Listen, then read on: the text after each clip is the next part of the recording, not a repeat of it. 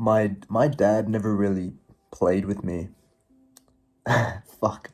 I know it sounds fucking. I know it's a funny start with the video, but my dad was always really closed off, and he never really did anything with me. Right? I was pretty much by myself for most of my life. The reason for that was because like whenever I asked him anything, whenever I like wanted anything from him, it would always end up in him like shouting at me for no reason. Like even when I just asked him a simple question, like, bro, I can't even remember the last time I asked him any. But yeah, just some random ass question like, hey, where'd you get this thing from? Or like, where'd you get that from?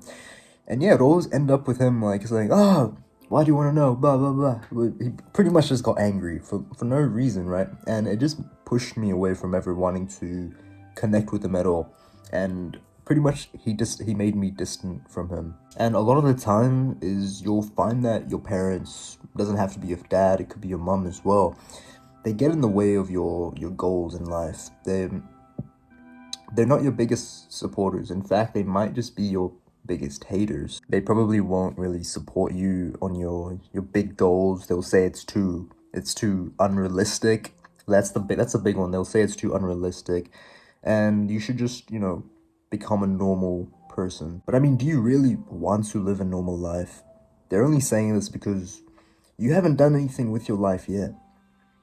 For 18, 20 years, however old you are, you've been in your room doing nothing for your whole life. So, well, why do you think they're like this? Why do you think they have this expectation of you to just do nothing? Just get like a normal job, be a normal person. Why do you think that? It's because you've not done anything with your life yet. But then even still, when you're actually, trying and like getting in the gym, building a bunch of muscle, working on like your job, your career, even still, when you tell them your goals, even like working on a business or whatever, even when you're working on your goals really damn hard and they know that, they're still gonna be your biggest haters. You know why? Because you haven't made any results yet. You need to do something worthy, but you also need to get results. You need to build that muscle. You need to make that money.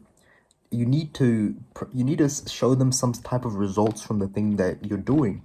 You can't just tell them that you're doing this one thing and not provide them any results, because then you're just back at square one, and they have every right to believe that you should just get a normal job or like whatever, right? So instead of telling them your goals, don't tell anyone your goals. Work on your goals in private, and when you do get some good results from whatever the fuck it is, tell them, and then, bro, trust me, bro, the look on their faces, man, you you won't ever hate them ever again.